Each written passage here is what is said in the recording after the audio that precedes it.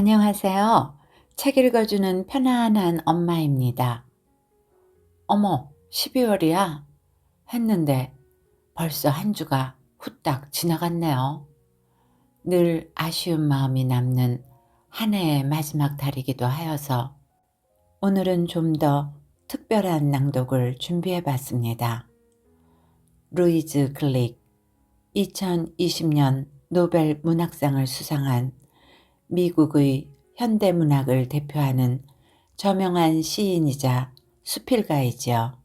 1968년 첫 시집 마지 퍼스트본으로 문단에 등단한 이후 곧바로 미국의 대표 작가로 급부상하여 퓰리처상, 전미도서상, 개간시인, 국가인문훈장 등을 수상했으며 현재 예일대학교 영문학과 교수로 재직하고 있습니다. 오늘 낭독해드릴 시집 아베르노는 주식회사 시공사에서 편했으며 정은규님이 옮겨주셨습니다. 오늘도 특별한 시간 함께 하시기를 바라며 루이즈 글릭 지음 아베르노. 아베르노란 이탈리아 나폴리에서 서쪽으로 10마일 떨어진 작은 분화호수 아베르노스의 옛 이름입니다. 고대 로마인들에게는 지하세계로 가는 입구로 알려진 곳이기도 하죠. 야간 이주 The Night Migrations. 지금은 당신이 마감옥 붉은 열매들을 다시 바라보는 그 순간 어두운 하늘에서는 새들이 야간 이주를 하고 죽은 이들은 이것들 다시 보지 못할 거라고 생각만 해도 무척 슬퍼지는데 우리가 의지하는 이런 것들, 그들은 다 사라진다. 그렇다면 영혼은 어디서 위안을 찾을까? 영혼은 이런 즐거움들 더 이상 필요하지 않을 것 같아. 나는 혼잣말을 한다. 존재하지 않는 것, 그것만으로도 그저 충분한 듯. 그것도 상상하기 어렵긴 하지만 10월, October. 이 시는 9.11 테러를 다룬 장시입니다. 하나, 또 겨울인가? 또 추워지나? 프랭크가 얼음 위에서 미끄러지지 않았나? 다 아물지 않았나? 봄 씨앗들 아직 뿌리지 않았나? 그 밤은 끝나지 않았나? 얼음이 녹아 좁은 배수로가 넘치지는 않았나? 내 몸이 구출된 건 아니었나? 안전하지 않았나? 그 흉터가 생기지 않았나? 보이지 않게 상처 위로 공포와 추위, 그것들은 끝난 게 아니었나? 뒷곁 정원에 고랑을 만들어 심지 않았던가? 나 기억해. 붉고 빽빽한 대지가 어떻게 느껴졌는지. 씨앗은 일렬로 줄지어 심지 않았던가? 덩굴이 남쪽 벽을 타고 올라가지 않았던가? 너의 목소리를 나 들을 수 없어. 바람이 울고 있어서 그 맨 땅 위로 휘, 휙. 나 더는 신경 쓰지 않아. 바람이 무슨 소리를 만드는지. 언제 내가 조용해졌는지 그 소리를 묘사하는 게 언제 처음 무의미하게 느껴졌는지. 그게 무슨 소리이건 그 자체를 바꿀 수 없으니. 그 밤은 끝나지 않았나. 그게 땅에 심겼을 때 대지는 안전하지 않았나. 우리가 씨앗을 심지 않았던가? 우리가 대지에 필요하지 않았던가? 그 넝쿨들, 그것들은 거두어 들였던가? 둘, 여름, 또 여름이 끝이 났다. 난폭함 이후의 아늑함. 지금 내게 잘해주는 건 내게 아무런 도움이 안 돼. 폭력이 나를 바꿔놓았어. 동틀역, 낮은 산들, 빛이 나. 황토빛으로 불타올라. 벌판들도 빛이 나네. 내가 무얼 보는지 나 알아. 8월의 태양이 될 수 있었을 태양. 빼앗긴 모든 것을 되돌려주는. 당신은 이 목소리를 듣는지? 이는 내 마음의 소리. 이제 당신은 내 몸을 만질 수 없어. 일단 바뀌었고 굳어졌으니까. 다시 반응해달라고 요구하지 마. 어느 여름 하루 같은 날 너무 고요해. 단풍나무 긴 그림자들은 자갈길에서는 연보랏 빛에 가깝고 저녁엔 따뜻하네. 어느 여름밤 같은 밤. 내게 아무런 도움이 안 돼. 폭력이 나를 바꿔 놓았어. 내 몸은 차가워져서 벌거벗은 벌판 같아. 이제 나의 마음만 있어. 시험당하는 느낌으로 조심스레 경계하며.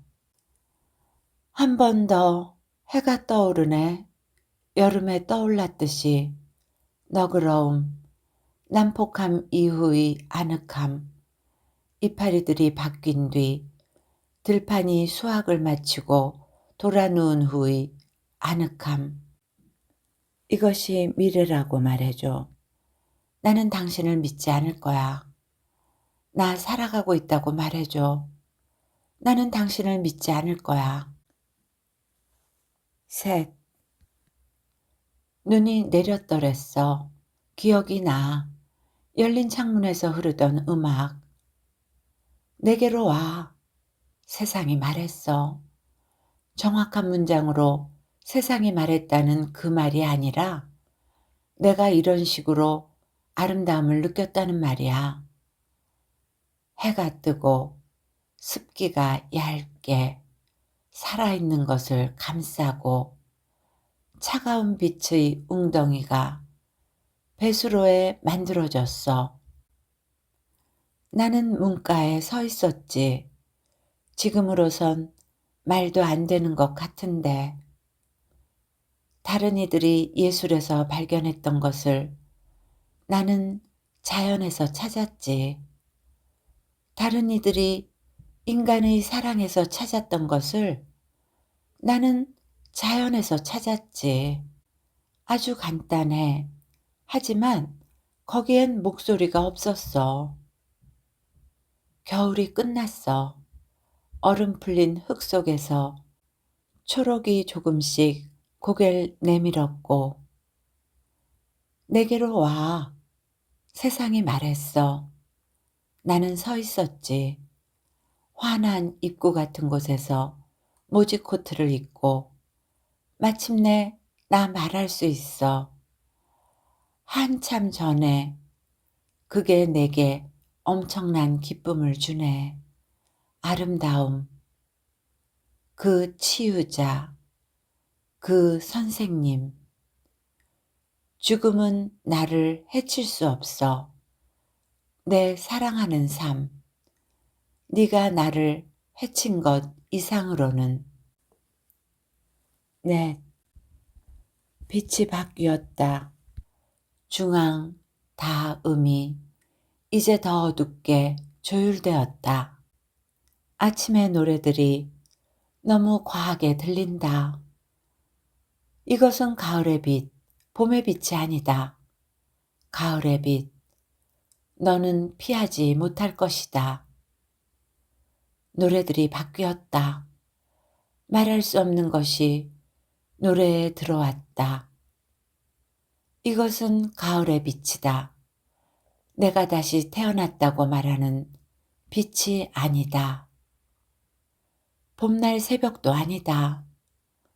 나 불편했어. 나 고통받았어. 나는 해방되었어. 이것은 선물이다. 낭비의 우화. 너무 많은 것이 변했다. 그래도 다행이지. 그 이상이 네 안에서 열병처럼 타오르니. 열병처럼 아니더라도 두 번째 심장처럼. 노래는 변했지만 정말 노래는 여전히 제법 아름다워. 노래는 더 작은 공간으로 모여들었지. 마음의 공간. 노래는 이제 낙담과 고뇌로 어두워. 그래도 그 음들은 반복되지. 이상하게 맴도네. 침묵을 고대하며. 귀는 그 음들에 익숙해지고 눈은 사라진 것들에 익숙해지고 너는 피하지 못할 거다. 네가 사랑하는 것들도 피하지 못할 거다. 바람이 오고 가네. 마음을 떼어놓으며 바람은 이상한 명쾌함을 자국으로 남겼지. 내가 얼마나 특혜받았는지 여전히 내가 사랑하는 것에 열렬히 매달리면서 박탈된 희망이 너를 파괴하지는 않았지. 마에스토조 돌로로소. 이것은 가을의 빛. 그 빛이 우리에게 막 켜졌다. 어떤 것을 계속 믿으며 끝으로 가는 것은 분명 하나의 특권. 5. 이 세상의 아름다움이 충분하지 않은 건 사실이다. 그걸 회복할 능력이 내게 없다는 것도 사실이다. 정직함도 없다. 여기서 나 조금은 쓸모 있을지도. 나는 일하고 있다. 말은 않지만 그 단조로운 이 세계의 비참이 우리를 양쪽에 서게 한다.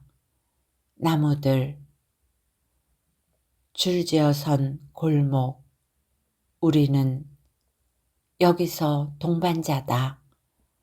각자 생각에 잠겨 서로 말은 않지만 나무 뒤로 개인주택의 철문들, 굳게 닫힌 방문들, 어찌어찌 버려지고 방치된 마치 희망을 만드는 것이 예술가의 임무인 듯. 하지만 무엇으로부터? 무엇을? 그 말 자체가 틀렸다.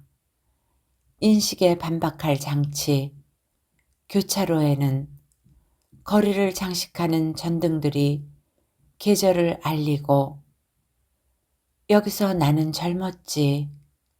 내 작은 책들과 함께 지하철을 탔지.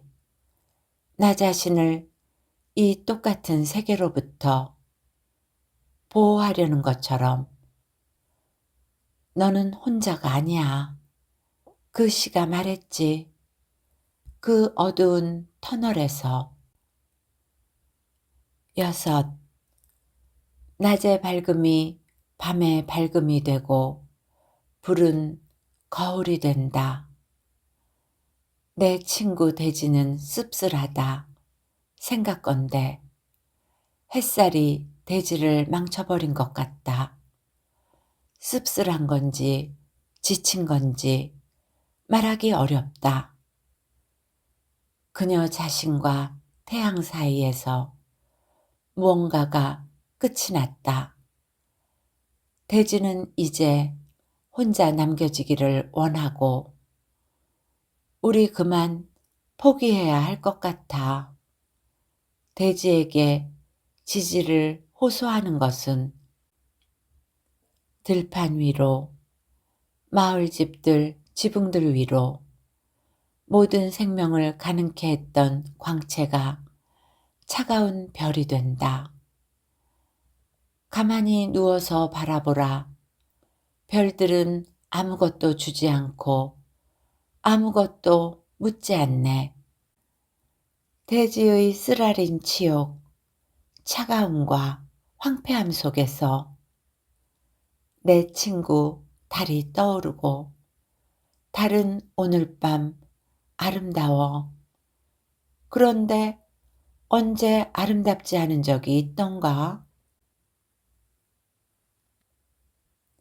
풍경, 랜드스케이프.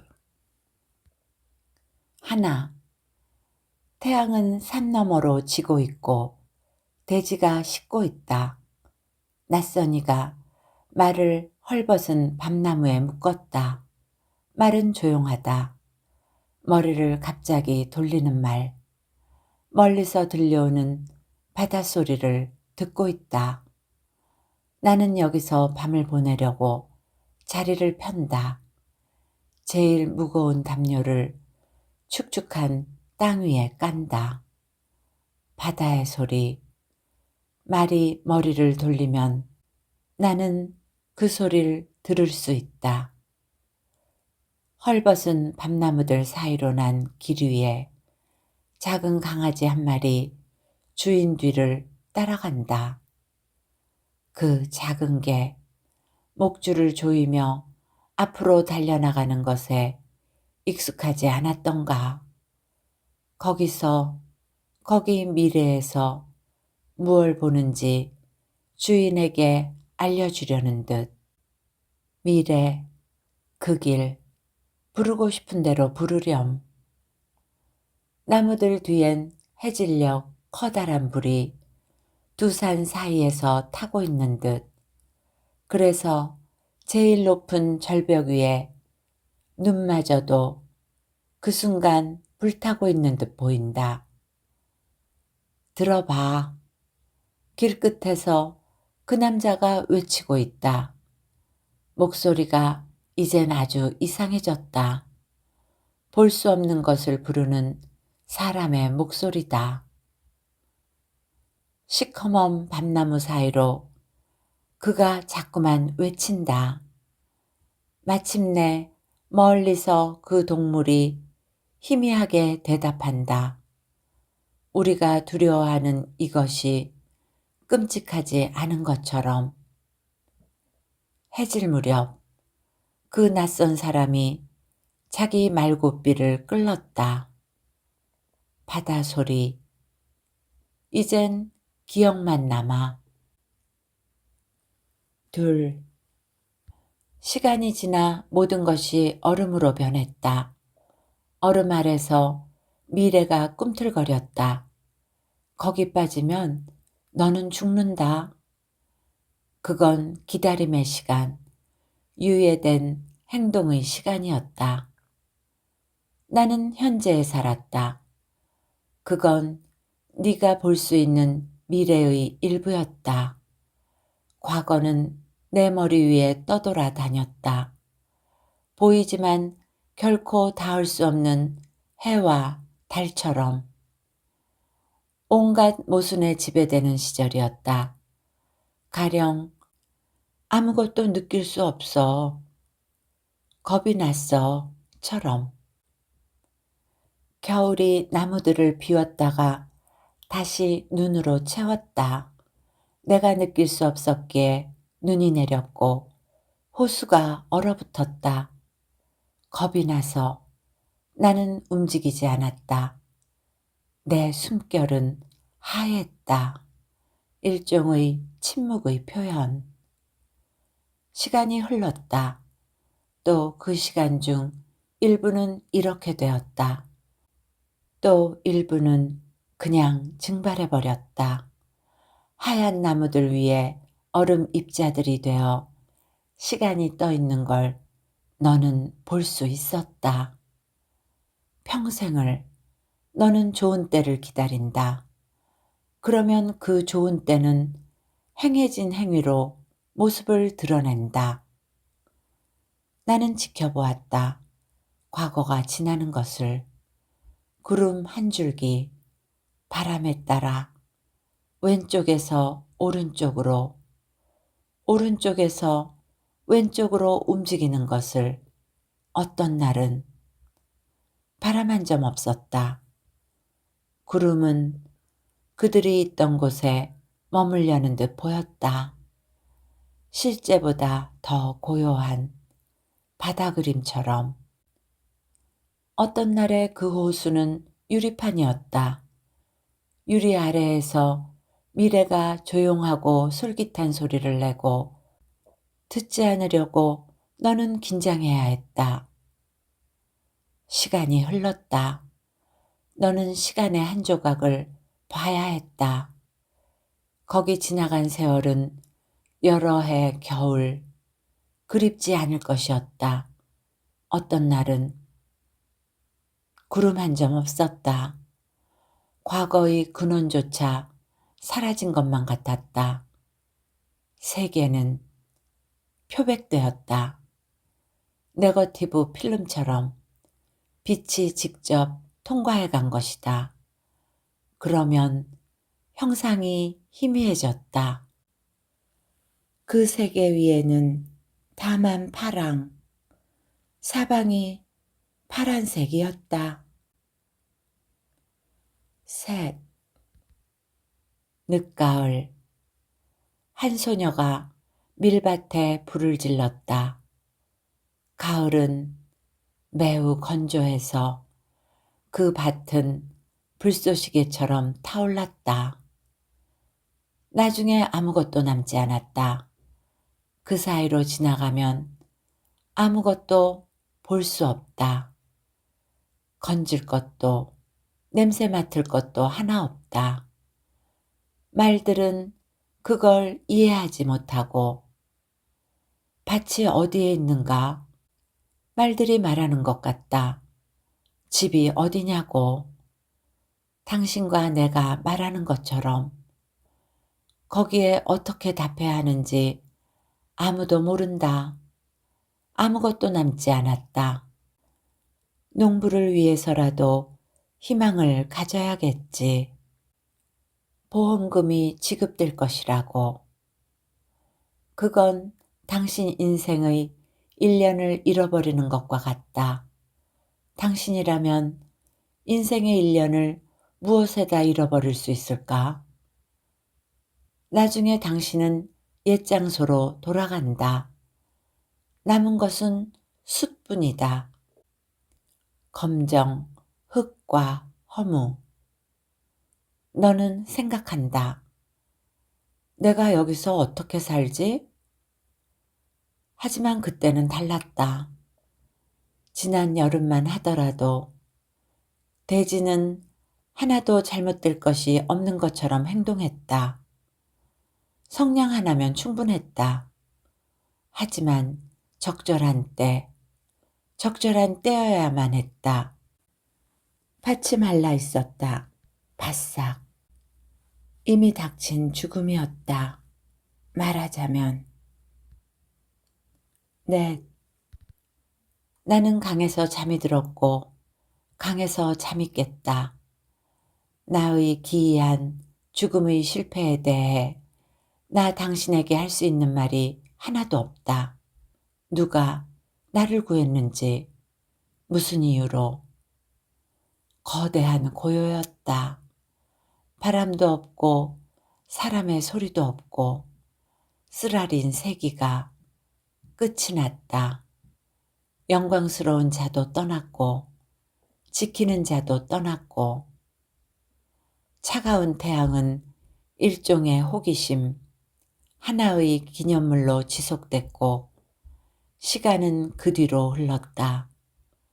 하늘은 겨울 하늘처럼 아주 깨끗한 것 같았고 흙은 말랐고 아무도 뭘 심지 않았다.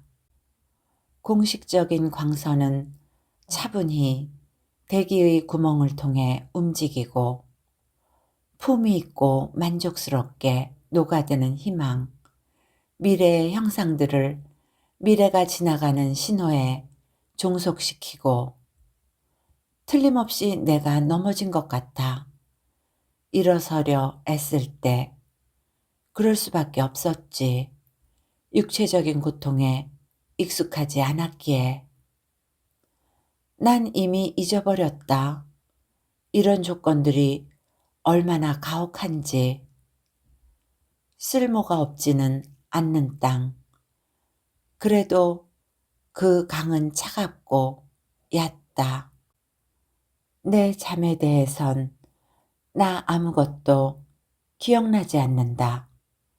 내가 소리쳤을 때 뜻밖에도 내 목소리가 나를 달래주었다. 의식의 침묵 속에서 나는 내게 물어보았다. 내 인생을 왜 내가 거절했지? 그리고 대답했다. 대지가 나를 무너뜨린다. 나는 이 설명을 정확하게 하려고 했다. 다른 누군가가 나를 따라할 수 있으니 나는 입증할 수 있다. 겨울에 해가 질 때면 그 광경은 비할 데 없이 아름답고 그 기억은 아주 오래 간다는 것을. 내 생각에 이건 밤이 없었다는 뜻이다. 그 밤은 내 머릿속에 있었다. 5. 해가 진 후 우리는 재빨리 말을 몰아 어둠이 내리기 전에 쉴 곳을 찾으려 했다. 동쪽 하늘에서 먼저 별들을 볼 수 있었다. 그래서 우리는 달렸다. 빛을 피하여 바다 쪽으로. 거기 마을이 있다는 이야기를 들었기에. 얼마 지나지 않아 눈이 내렸다. 처음엔 쌓이지 않았지만 눈은 착실하게 내려 지구가 하얀 필름으로 뒤덮였다. 고개를 돌려보니 우리가 지나온 길이 선명히 보였다. 잠깐 지구를 가로지르는 어두운 궤적이 만들어졌다.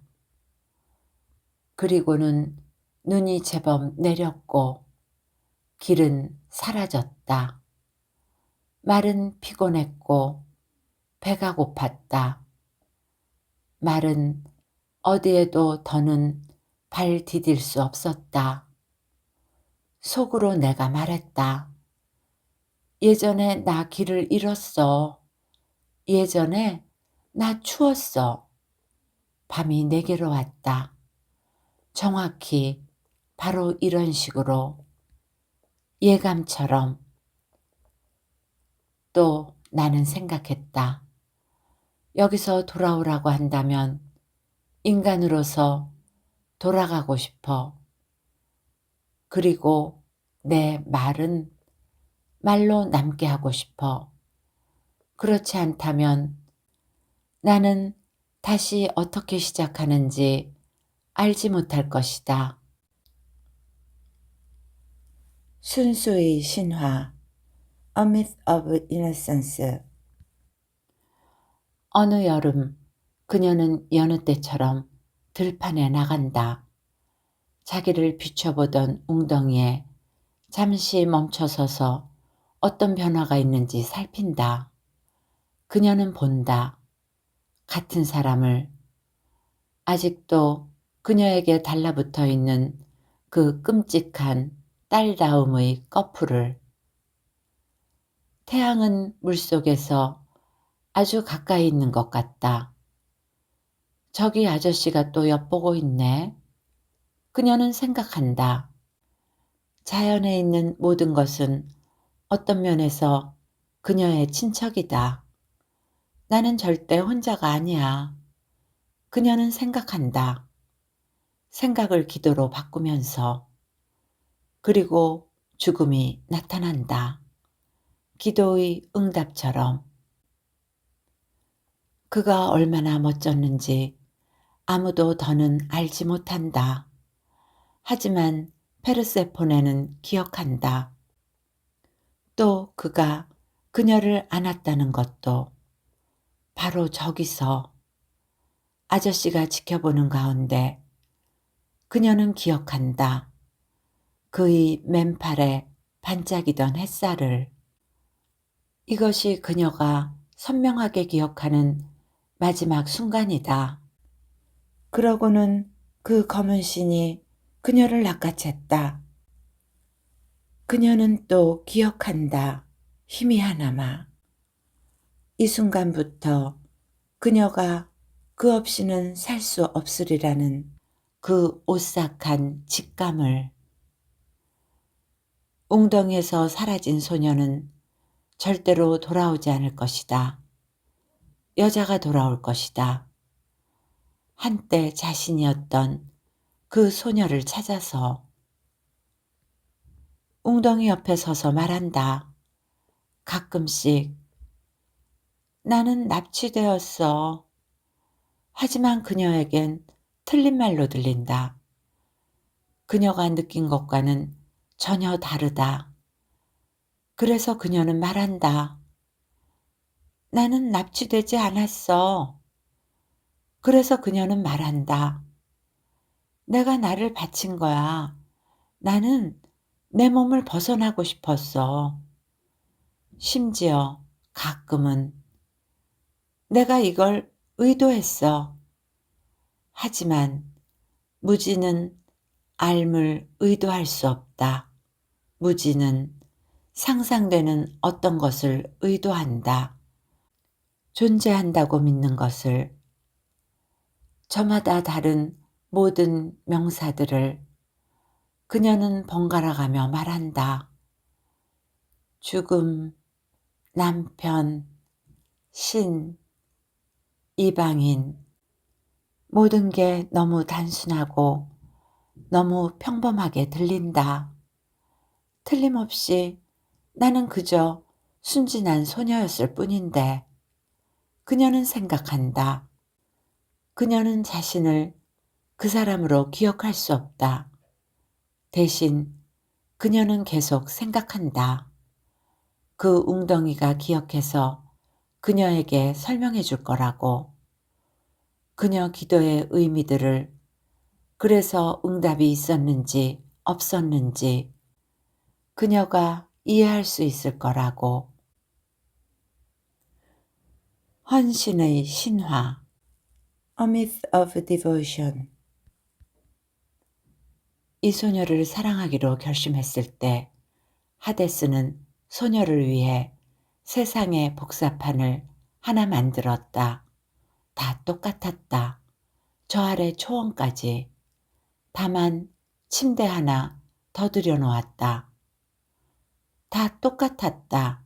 햇빛을 포함해서. 밝은 빛에서 깜깜한 어둠으로 그처럼 빨리 옮겨가는 건 어린 소녀에게는 힘들 것이기에 차츰차츰 밤을 소개해야지. 하데스는 생각했다. 우선 일렁이는 나뭇잎 그림자로, 그러고는 달, 그 다음엔 별들. 그러다 달도 없애고 별도 없애고 페르세포네가 천천히 익숙해지게 해야지. 결국엔 그는 생각했다. 밤이 편안하단 걸 알게 될 거야. 세상의 복사판. 여기 사랑이 있었다는 것만 빼고는 모두가 사랑을 원하는 것 아닌가? 여러 해를 하데스는 기다렸다. 하나의 세계를 만들어 초원에 있는 페르세포네를 지켜보며 페르세포네, 냄새 맡느니, 맛을 보느니, 식욕이 있으면 당신은. 하데스가 생각했다. 모든 욕구가 다 있는 거야. 모두들 밤에는 사랑하는 이의 몸을, 나침반을, 북극성을 느끼고 싶어 하지 않는가? 나 살아있어요. 라고 말하는 그 조용한 숨소리를 듣고 싶어 하지 않는가? 그건 말이지, 당신이 살아있다는 뜻. 당신이 내 숨소리 듣고 있으니 당신이 여기 나와 함께 있다는 뜻. 그렇게 한쪽이 돌아 누우면 다른 쪽이 돌아 눕고, 이것이 그가 느꼈던 것, 그 어둠의 제왕이 페르세포네를 위해 만든 세상을 바라보며 느꼈던 거였다.